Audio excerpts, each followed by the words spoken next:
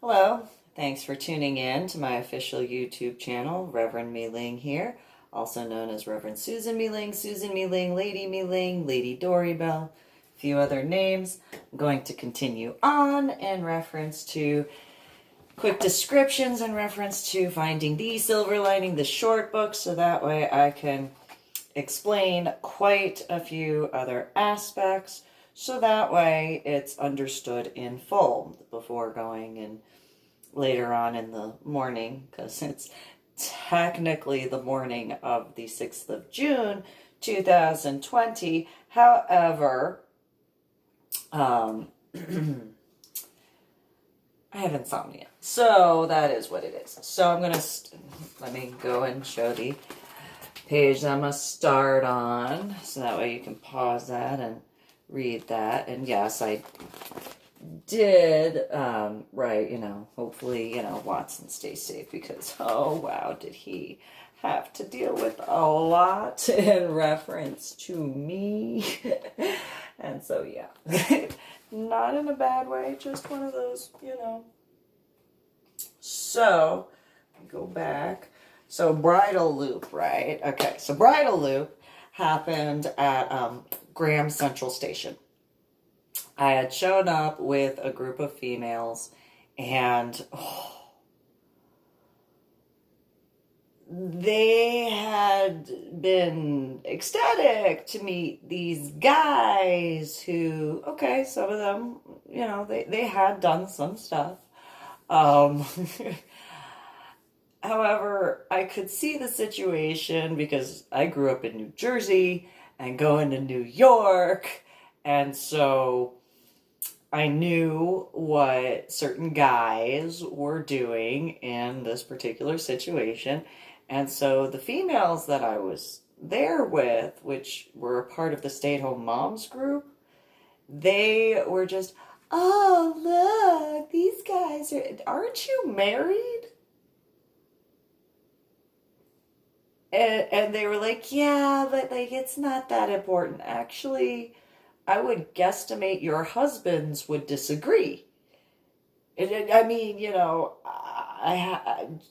I'm just saying, I would guesstimate your husbands would disagree. And so, oh, you just have to go and like make this night out so difficult. I thought we were going to go dance. I have to babysit you? For your husbands? Oh, seriously? Wanted to dance. Like that was, like, I thought we were gonna go dance. Fine, I guess I'm gonna go babysit some fucking grown ass females. Whatever, fine. So the females, they were, around these guys, and they were you could tell they were military guys. At least I could tell that they were, especially at that time, it being like 2003. And so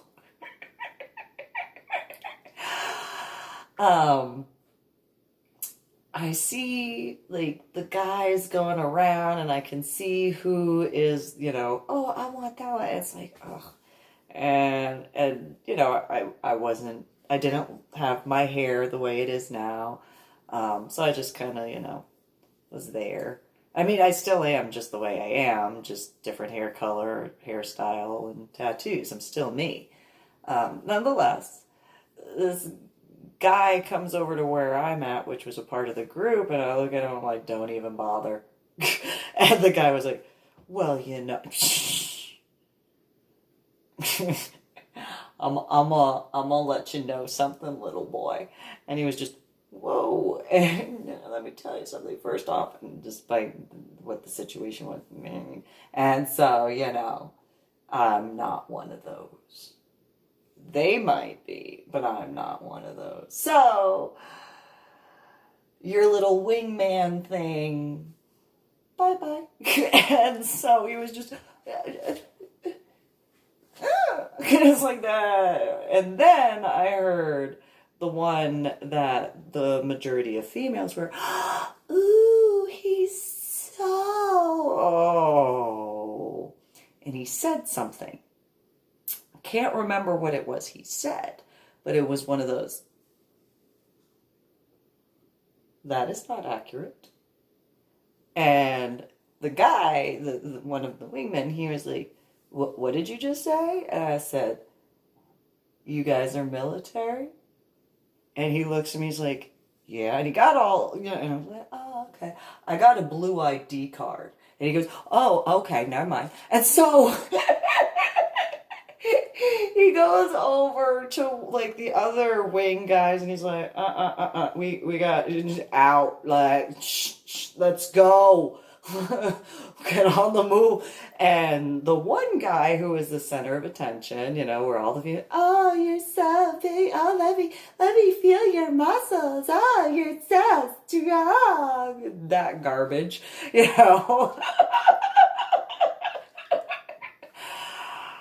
I obviously was not impressed whatsoever. However, when he said something, and I can't remember what it was, I took a step forward because I was the only female in the group that was like, yeah, well, whatever. Then he said whatever he said, and I was like, excuse me?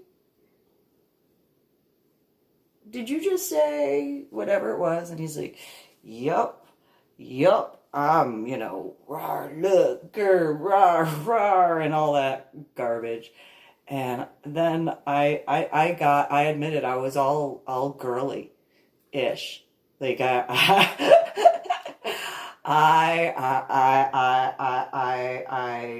essentially just, and I actually had hair to be able to do this. So I don't have much, but here we go. So are you telling me that you're like super special forces? And the guy goes, I am so. And I was like, have you ever done any halo jumps? And he goes, yep, you see how, And, oh, like, how many halo jumps have you done? And he goes, I have done hundreds of thousands of halo jumps. That point, I said to the people, excuse me, scooch a little bit. And the females were like, oh, I thought you weren't gonna like, no.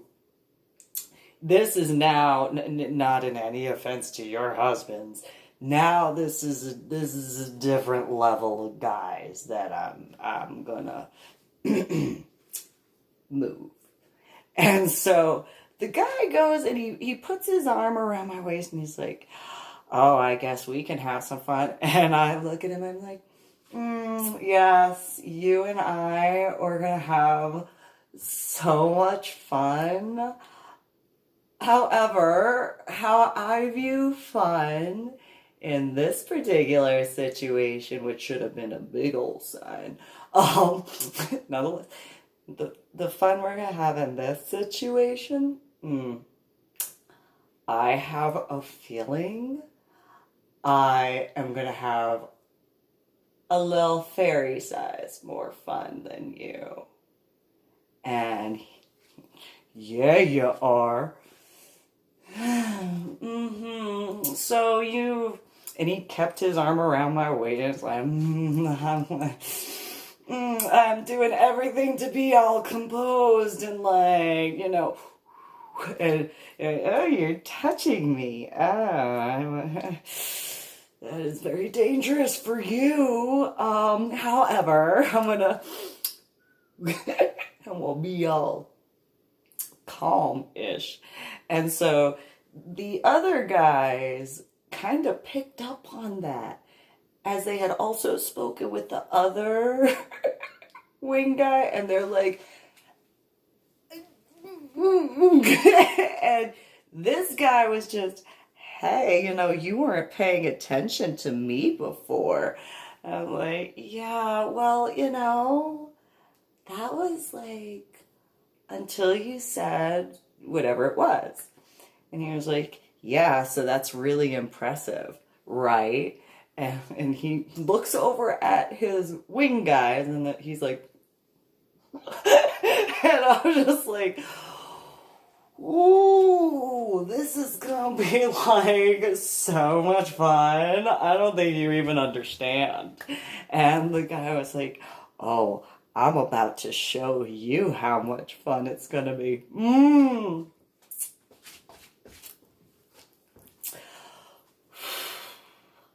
I bet you are. I have a feeling you are. It's just, I have this feeling it's just not going to be in the way you think it's going to be. And he looks down and he's like, I don't think so. And so internally I'm like, however, I'm going to be all like, and so it's the only thing I got. And so like you've done hundreds of thousands of halo jumps, and this, yep, I'm getting close to a couple, like just a few away from being at 1,000,000 halo jumps. Wow.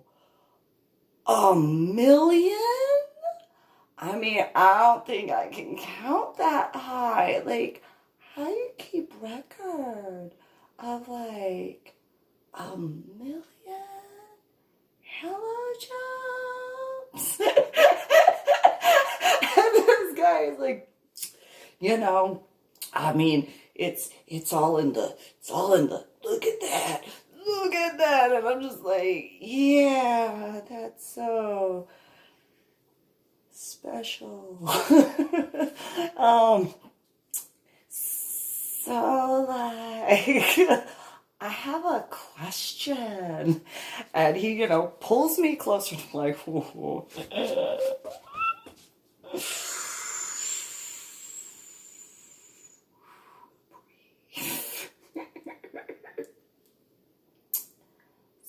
so like, how many did you do through like the bridal loop? And the guy goes, really? Are you going to really ask me how many times I've jumped through the bridal loop? Yeah, I am. And mind you, while I'm twirling my hair, it was essentially like trying to prevent myself from like, but instead it was like, I'm just gonna twirl my hair because, and so in my thoughts, and so, like, go ahead, tell me how many times you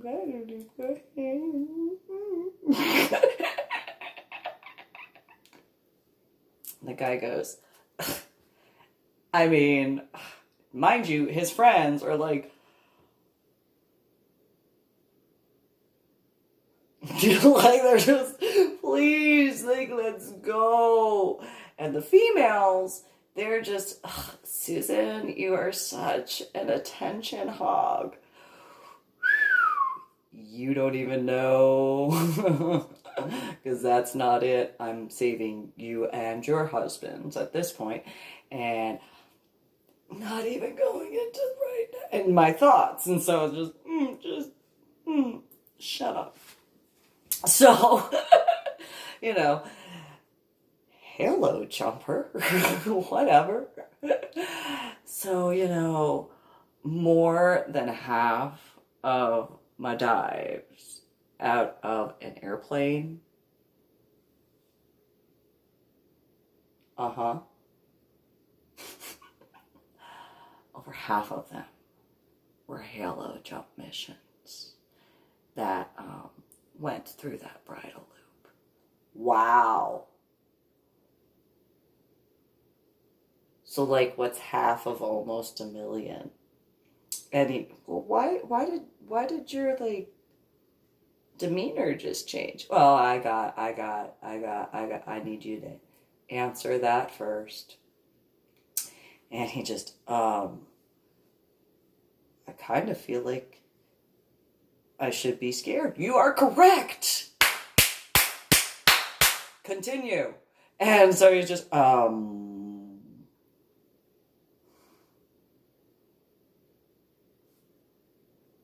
almost 500,000 through a bridal loop.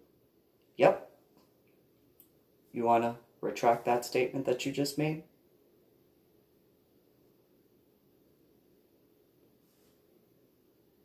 I did.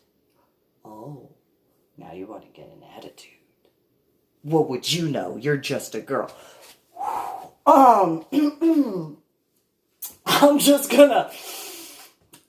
gonna let you know, since obviously you don't know, a bridal loop is this big. So unless you beyond that is like that, or I'm sorry, like that, your entire body is not about to fit through a bridal loop. And, ID card now. Who are you? I got a blue motherfucking ID card, motherfucker.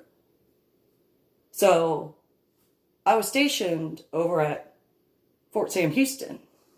And at that time, again, I did not have this hair. So it was very, and so, well, I don't, hold it. Information now. All of you as well. Oh, man. Yeah. Because you were going along with telling people that you were doing special forces shit too, right? Why do you... So they wrote it on a napkin. All of them wrote on a napkin.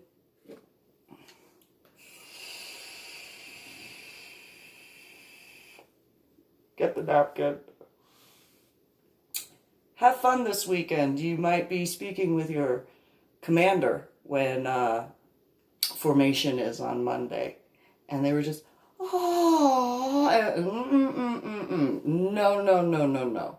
No stolen valor. Especially to that. You should know better. Because let me tell you, you best be glad that it is just me who caught you. You catch someone in earshot that actually was special forces, those guys know exactly what that is. And they would definitely not take kindly to some pogue running your mouth like that. Why'd you call me a pogue?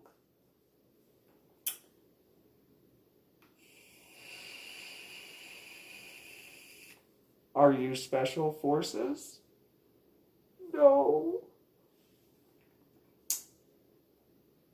Special forces, especially, calls guys like you pogues? Yeah. Piece of garbage, get out of my sight. Have fun this weekend. You should probably be prepared for Monday. Although it might be better if you go and contact your company commander before I do.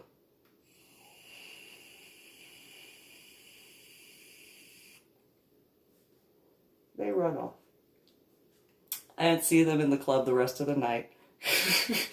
And the sadist that I am, I knew that they were going to go tell on themselves to the company commander, so that way the company commander could deal with that. And then I put their napkins in the trash. Irony. And then the bartender came afterwards and spilled did the bartender stuff, put a bunch of cups and stuff like that, and it just washed all the ink away. I was like, have a good night. I bet that was not the fun you expected to have. I did have fun, though. Bye.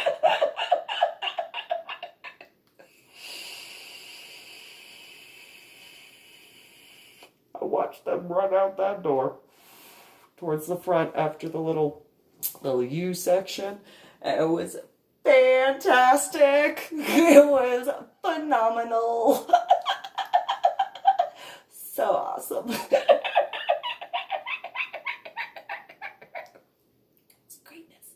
So, you know, then the next in reference to report for duty, which is irony. Because that was after being in medical hold unit. And again, I was in medical hold unit in 2000. So that happened in 2003, went out with the stay-at-home moms club, some of the females. One of the nights we did not go to the industry or the Bonham. And so I had in medical hold unit, I had my head injury on Palm Sunday in 2000, and I didn't graduate basic training, which I would guesstimate during basic training you learn how to report for duty. I learned in medical hold unit, and that didn't go very well. So I had all my counseling statements in my pockets that were, and so, and just ridiculous. And so I had already gone to EO and IG and that whole thing. I get told we have to go over to the brigade commander's office, and I am nervous at that point because, you know, duh. And so Watson goes in first, and then there's the guys along the wall, and then the brigade commander, and I walk in. And for those who know military stuff, you know you don't just walk in. You don't just go and you're like, hey, what's up, Commander? Hey, what's up? What's going on? Not that I did that, but, you know, pretty much. In his eyes, most likely. And so I had to go out into the lobby area and learn how to report for duty correctly. It took a really long time. And I still messed it up so badly. You know, just, hey, what's going? No. And so, yeah, those who know how to report for duty, you don't just walk into the commander's office. You don't knock and then open the door. You don't go in and yeah, I did so much stuff to mess up. I really did.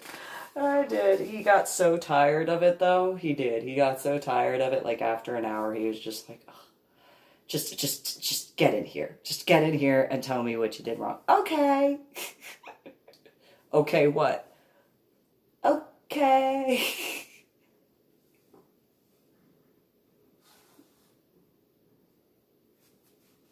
Okay. That's not how you... It's not how you do that. It's not how you do that. However, me being me, especially at that point in time, and I still don't know how to report for duty, although I do know you do not knock on the door and just walk in. And I do know that you don't just go to the door and open the door and walk in. Other than that, that is it. That's all I know as far as what not to do when it comes to reporting for duty. Apparently it's supposed to be a whole bunch of other stuff, which I did. Like, I learned how to do a lot of stuff before my head injury on Palm Sunday in 2000. However, that was after my head injury on Palm Sunday in 2000, shortly after waking up from the coma. And so, and the subarachnoid hemorrhage in the frontal lobe of my brain was still there. So, I messed up a lot.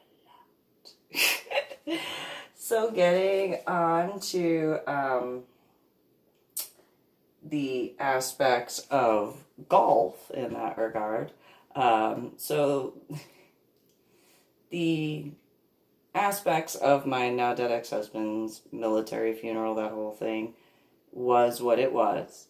And there were, I've completed prior videos in reference to that. However, when getting from San Antonio to Fort Worth after all the traffic, after the memorial service issues, phone calls, stuff like that, and then getting to Laurel Land Funeral Home and having my car or van surrounded by my ex-in-laws.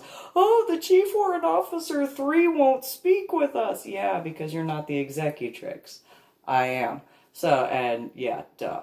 And so I walk in and there's, I was not informed that a Chief Warrant Officer 3 was going to be there.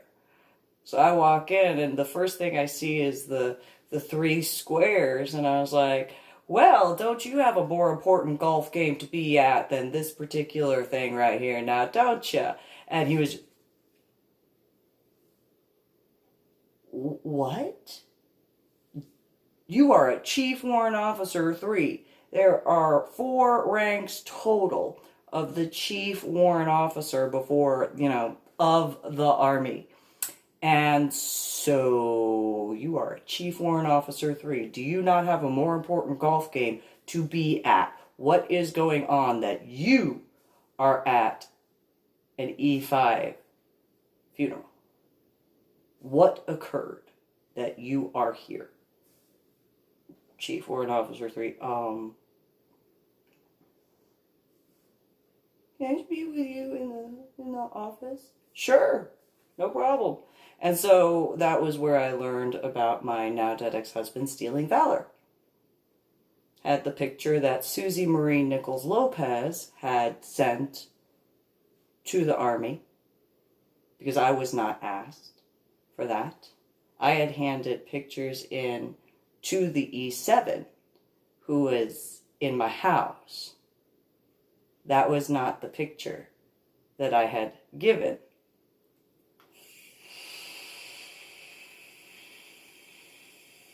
I never did get that picture back. Nonetheless, I had handed it to the E7. That was the funeral director for my now dead ex-husband. It's funeral stuff. And so, as I've discussed prior, there were certain situations well after that. And that includes going as far as the 2-star general's office much later at Fort Sam Houston.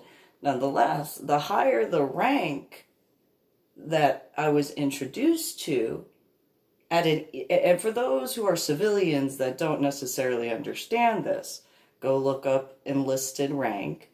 And enlisted is, enlisted Chief Warrant Officers, Chief Warrant Officer, and officers are the top rank, Chief Warrant Officer, middle, and enlisted are not being mean, it's just that's the way the ranking is. And so the E5 infantry, which has an extremely high turnover rate,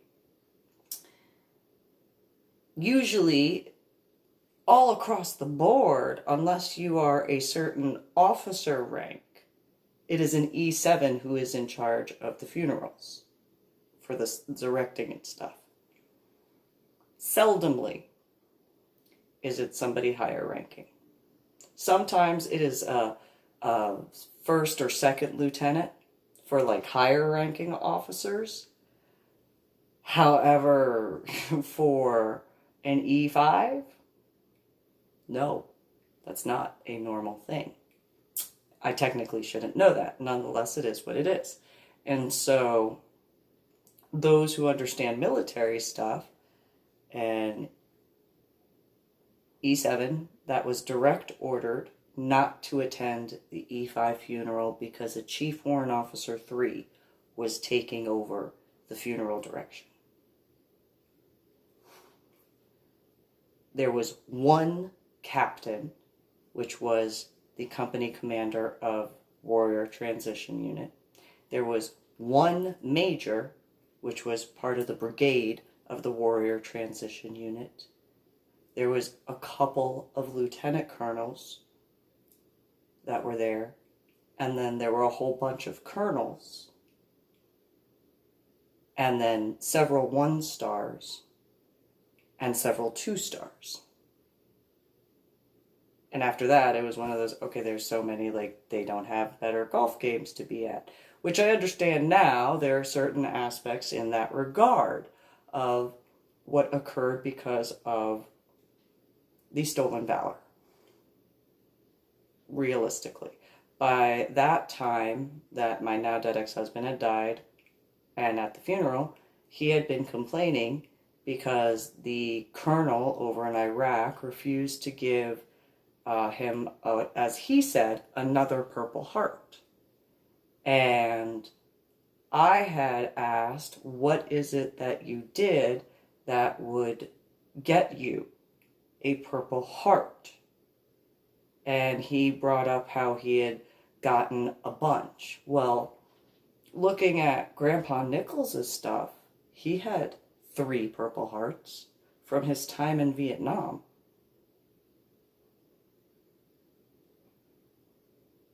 And since I have a friend who had looked at the Dress Blues picture of my now dead ex-husband, and he had pointed out that there's a Vietnam ribbon on those Dress Blues, if my now dead ex-husband put his dad's ranks stuff, fruit salad, on his Dress Blues, he didn't earn that. Meaning my now dead ex-husband. His dad did. And so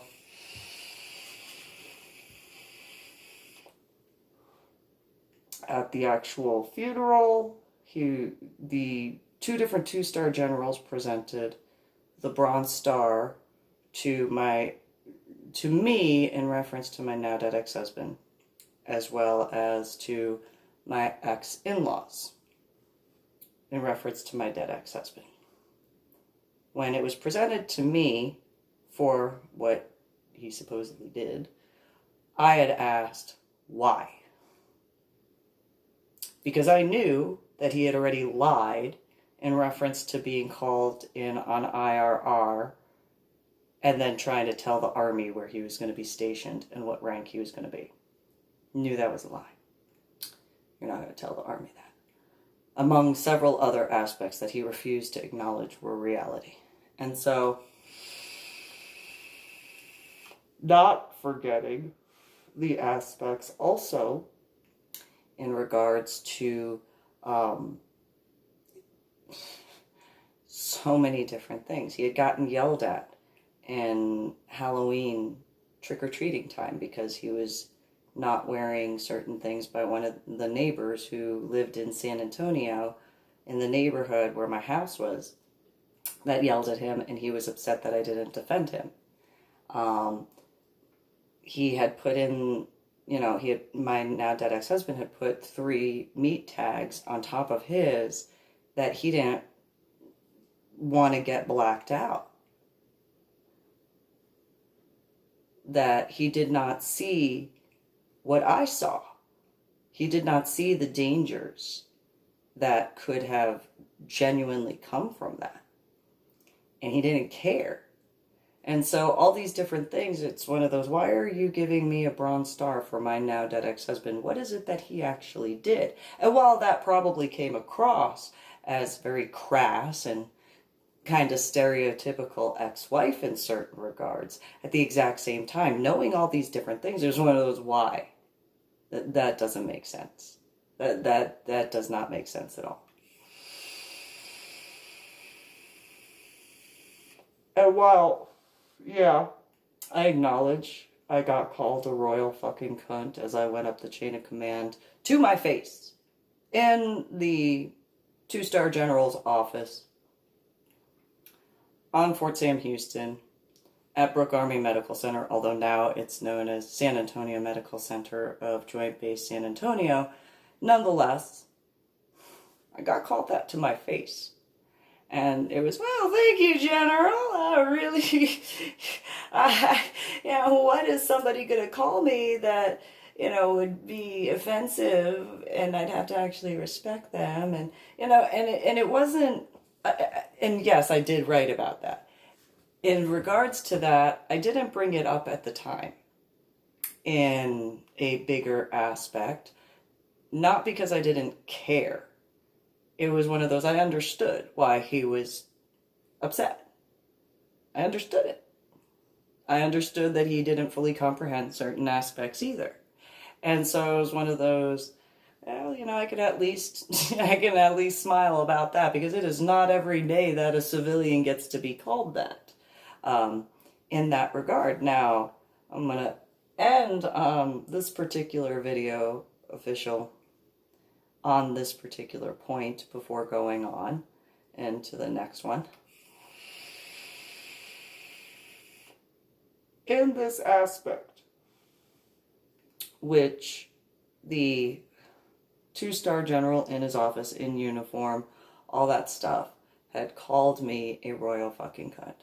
And yes, there is an article which he could have been court-martialed on in reference to that, because it is conduct unbecoming of an officer to do that in a civilian sector aspect. With the current events in reference to the National Guard deployment, and if it ever goes to martial law, that same aspect is not the exact same as when that occurred to me in 2008. Yes, they are technically not supposed to do that. However, and this is a big aspect, if you are doing certain things that are not justifiable, where the National Guard has to be deployed because of rioting and that sort of stuff, it doesn't mean that they have the right to do certain things. I'm not saying that they have the right to do certain things. They have the right to keep the peace. They have the right to take over certain aspects. They have the right, in regards if the National Guard is deployed and martial law is declared, they have the right to go to a certain level. Doesn't mean they have, specifically officers, don't necessarily have the right to go and light into someone in that exact same way. And realistically, that 2-star general was not lighting into me. He was extremely frustrated at the situation that was at hand, because there was so much that was being brought to his attention that he had some idea of certain aspects, not to the level that I was bringing up to him. And so it was one of those,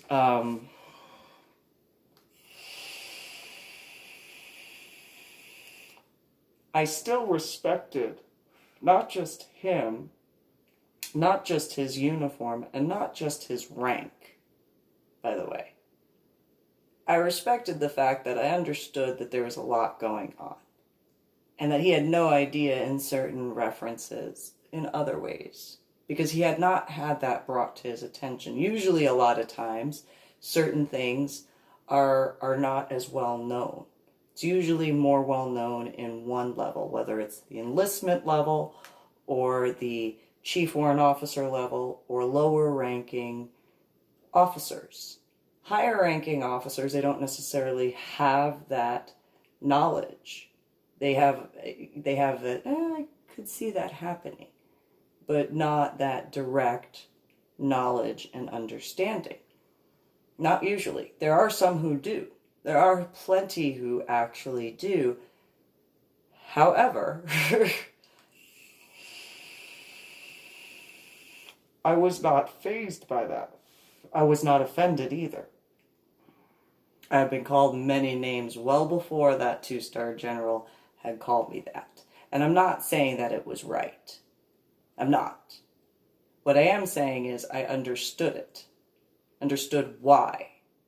I comprehended the situation that was beyond anything expected. However, especially in regards to the civilian sector, you really don't want martial law.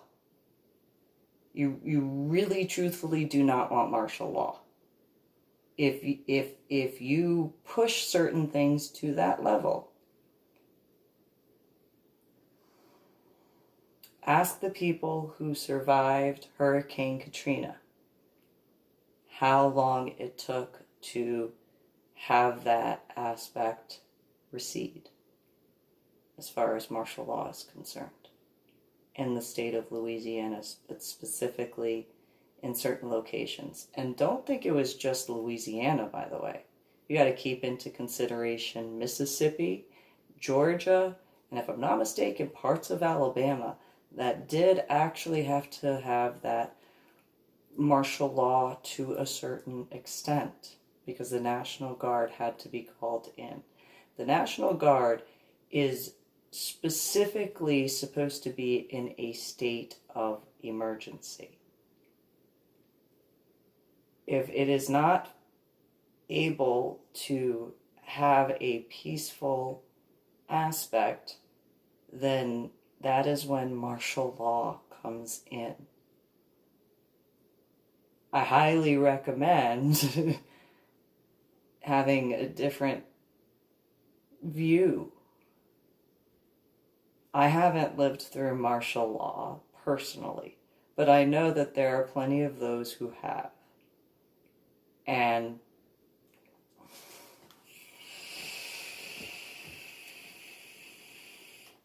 that is part of the National Guard.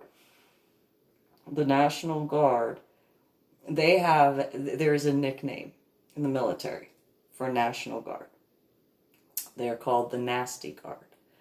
What they haven't understood in certain references is why would they be called that?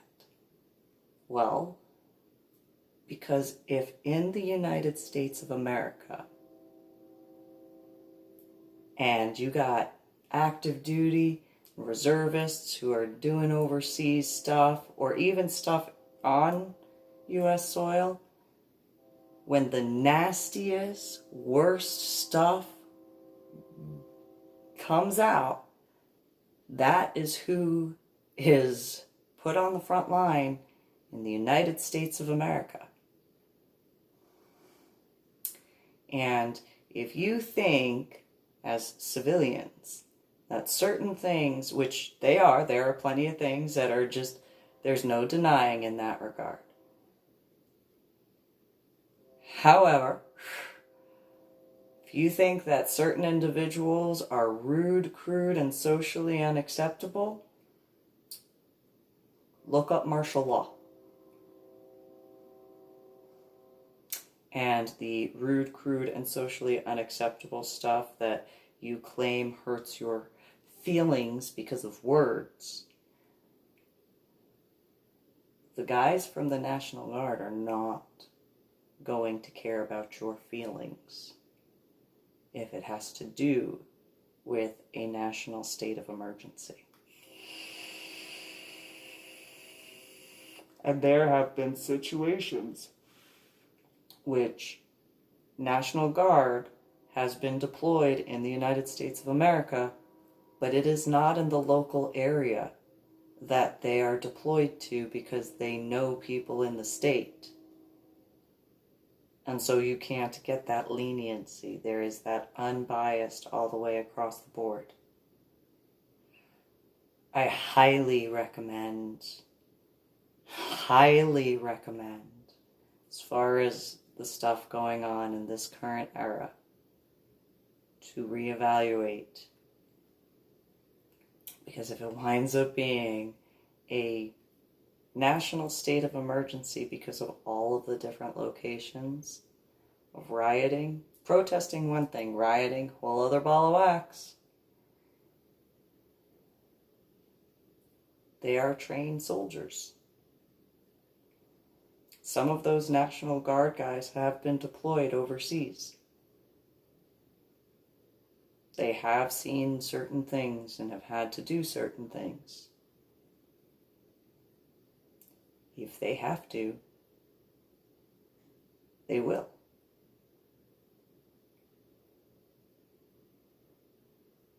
I recommend that there is an actual aspect of stuff to find a peaceful resolve.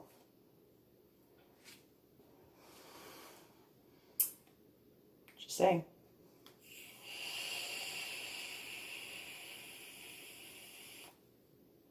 So, you guys have a good one, and think about it.